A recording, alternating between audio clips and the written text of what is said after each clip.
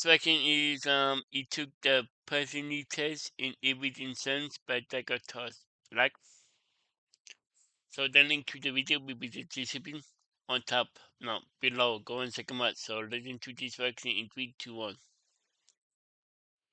Uh-oh. When 21-year-old Kellen Brooks took a pregnancy test as a joke to Yeah, prove to the doctor that he couldn't possibly be pregnant, yeah, he expected it to come back negative. Instead, yeah. two pink lines appeared, and his entire world shattered. Uh-oh. His secret husband Micah wasn't there to hold his hand. His parents had kicked him out 3 days ago, and he was Wow, completely really? alone, homeless, and carrying a baby that nobody, not even he, knew was possible. This is the Oh, heartbreaking story of love, loss, and survival that will leave you in tears. wow, Kellen really? Brooks and Micah Sterling met during freshman year at Portland State University. They were randomly assigned as roommates in the campus dorms, and from day Yeah, one, they clicked. you Micah was click. outgoing, confident, studying engineering. Kellen was quieter, artistic, Yeah. majoring in graphic design. They stayed up late talking, studied together, became inseparable best friends. What nobody knew, Oh, not their classmates, not their families, was that Kellen was transgender. Born female, he'd known since childhood he was a boy. He'd started transitioning at 18, testosterone therapy, top surgery, legal name change. By the time he arrived at college, he was simply Kellen, a guy with a deep voice, facial hair starting to grow, living stealth as male. Only Micah knew the truth. yeah, Kellen had told him sophomore year, terrified of losing his best friend. Instead, Micah had hugged him and said, "Dude, you're still you. Nothing changes." But yeah. something did change. Over the next year, their friendship deepened into something more. Late-night conversations turned into lingering looks. Accidental touches felt Really? intentional. Neither of them had identified as gay before, but they couldn't deny what was growing between them. By Really? junior year, they were secretly dating. By senior year, they'd gotten married, a quiet courthouse ceremony with two random witnesses, no Oh, family invited. They wore matching silver rings they hid under their sleeves. They shared a dorm room, and everyone assumed they were just close friends and roommates. yeah. Nobody suspected they were husbands, secretly sharing a bed, building a life together in their tiny dorm room. Everything fell apart three Oh, months before graduation. Their RA, Marcus, jeez. walked into their room without knocking one evening and found Kellen and Micah kissing. The Look. shock on Marcus's face said everything. "You two are together?" Marcus Yeah, stammered. "It's not what it looks like," Micah started, but it was exactly what it looked like. yeah. Within 24 hours, they were called to the housing office. The university had a policy. Romantic partners couldn't share dorm rooms. Oh, really? Yeah, don't movie couples don't go, so go to movie couple dome, a dome for movie couples. It was a liability issue, they explained. "You Mm. have 1 week to make other arrangements," the housing director said. "One of you needs to move out, or you both need to leave campus housing." They tried to fight it, but the policy was clear. With only 3 months until Oh, graduation and no money for separate apartments, they were stuck. "Come home with me," Micah said. "My parents have a big house. We'll stay there until graduation, then figure out our next steps." Kellen hesitated. Micah's parents didn't know about their relationship. They didn't know Kellen was transgender. But he had nowhere else to go. His own parents had disowned him 2 years ago when he'd started transitioning. "Okay," wow. Kellen agreed. "Let's try." Micah's parents, Robert and Linda Sterling, lived in a beautiful suburban home outside Portland. They welcomed Kellen warmly at first. "Any friend of Micah's is welcome here," Linda said, showing Kellen to the guest room. But Micah had other plans. "Mom, Dad, I need to tell you something. Kellen isn't just my friend. We're married." The silence was deafening. "Married?" Robert's face turned red. "You're 21 years old. What were you thinking?" "I love him, Dad. We've been together for 2 years. We got married last year." Linda looked between them, processing. "You're gay? Since when?" "I don't know, Mom. I just know I love Kellen." The first night was tense, but Mm, civil. Micah's parents were clearly upset, but trying to process. Kellen stayed quiet, trying to make himself small and invisible. But on the yeah. second day, Kellen overheard Linda and Robert arguing in the kitchen. "That boy is going to ruin Micah's life," Linda hissed. "He's Random. confused. This is a phase. We need to separate them before Micah throws away his future." "I looked him up," Robert said quietly. "Kellen Brooks. Born Kelly Brooks. He's transgender. He's been lying to our son. Kellen's blood ran cold. That evening, Robert and Linda sat Kellen down while Micah was out getting groceries. "We know the truth," Robert said coldly. "You're not really a man. You've deceived our So son, confused him, led him into this lifestyle. We want you out of our house. what? Tonight. Please," Kellen begged. "I love Micah. I'm not trying to hurt him. You need to leave," Linda interrupted, her voice shaking with anger. "And you need to leave our son alone. Don't ruin his life with your confusion. He's not gay. You've manipulated him." When Micah came home an hour later, Man, Kellen was gone. He'd left a note. "Your parents asked me to leave. I love you. I'm sorry." Kellen had nowhere to go. He'd burned bridges with his biological family.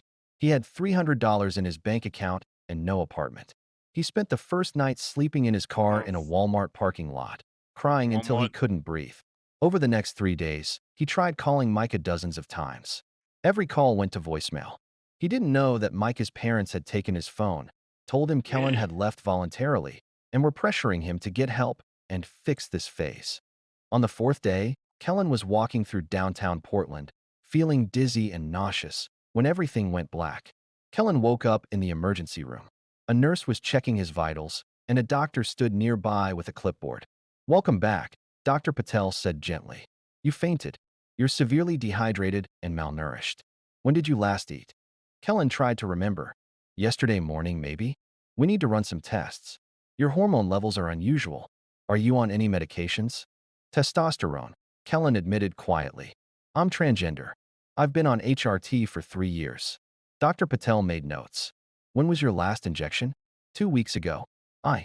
I ran out and couldn't afford to refill the prescription." Dr. Patel ordered blood work and came back an hour later with a strange expression. "Kellen, I need to ask you something. Is there any possibility you could be pregnant?" Kellen ooh, laughed bitterly. "I'm on testosterone. I haven't had a period in almost 3 years. That's impossible. Your HCG levels suggest otherwise. I'd like to do an ultrasound." "This is ridiculous," Kellen said, but he agreed. 20 minutes later, ridiculous. staring at an ultrasound screen, Kellen saw the impossible, a fetus, 12 weeks along, with a tiny, flickering heartbeat. "How?" Kellen whispered. Dr. Patel explained gently. "Testosterone suppresses ovulation, but it's not birth control. If you missed doses or your body adapted, ovulation could occur." "Have you been Man, sexually active?" Kellen thought about the past few months with Micah. They'd been intimate regularly. He'd never thought pregnancy was possible. He was on yeah, testosterone. He was a man. This wasn't supposed to happen. "The yeah, baby is healthy," Dr. Patel continued. "But you need to make some decisions about your care. You're yeah, malnourished, dehydrated, and living in your car based on what you've told the nurses. This pregnancy is high risk even under normal circumstances." Kellen started crying. "I don't have money. I don't have a home. The baby's father won't even answer my calls. His parents hate me. My parents disown me. I have nothing." Over the next 6 months, Kellen lived a nightmare. He stayed at homeless shelters oh, when beds were available, in his car when they weren't. He had to stop testosterone to protect the pregnancy, and his yeah, body began changing, softer, more feminine. The dysphoria was overwhelming. His belly grew larger, impossible to hide. People stared. Some were kind, most looked away. He found a part-time job at a coffee shop that paid minimum wage. The manager, a woman named Rosa, was kind enough to let him work even as his pregnancy became obvious. "You have somewhere to stay?" Rosa asked one day, noticing Kellen looked exhausted. "Sometimes," Kellen admitted. Rosa's face softened. "My daughter's old room is empty. You can stay there. I can't pay you more, but I can give you a safe place." Kellen cried from gratitude. He tried to reach Micah dozens more times. Every call went unanswered. He didn't know that wow, Micah was fighting his own battle, trying to escape his parents' control, searching for yeah, Kellen desperately, but being blocked at every turn. At 36 weeks, Kellen went into labor while stocking shelves at the coffee shop. whoa, Rosa rushed him to the hospital. The delivery was complicated. Kellen's body struggled with the process. After 18 hours of labor, doctors performed an emergency C-section. The baby, a tiny girl weighing 5 pounds, oh, was placed on Kellen's chest. She had Micah's dark hair and Kellen's green eyes. "Hi, baby," Kellen whispered, tears streaming down his face. "I'm your dad, and I'm going to love you enough for both of us." He named her Hope, because despite everything, Oh, she represented hope for the future.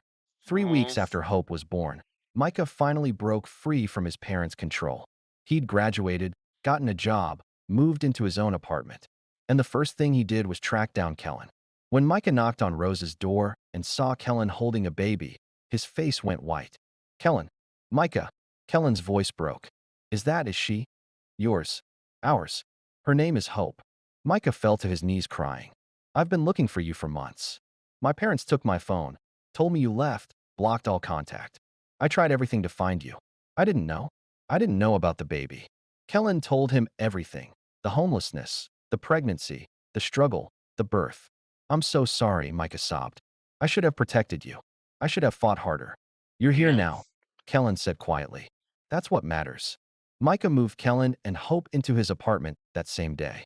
He held his daughter for the first time and cried for an hour straight. I missed everything, Micah whispered.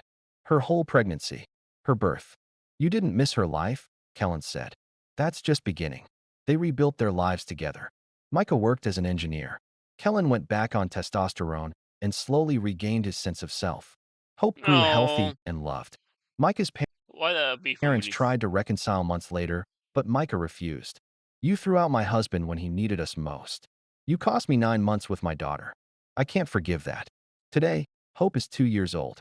Kellen and Micah are still married, still fighting to build the life they deserve. The road was Yeah, brutal, but they survived. So here's my literally. question. How do we treat people who are different? Do we abandon them when things get hard? No, Or do we fight for love, for love, yeah. even when it's complicated? Drop your thoughts below, because sometimes the hardest journeys lead to the most beautiful destinations. Cool. Wow. That was it took the penalty test in everyday sense by Decatur. The link to the video will be the description below. Go and check them out and pop a like if you like. And comment below if you want to see more reaction like this one. And follow subscribe if you're new. Subscribe if you're new. And click the bell so you can be notified when I upload and when the go live in a month. Bye. Oh, wow.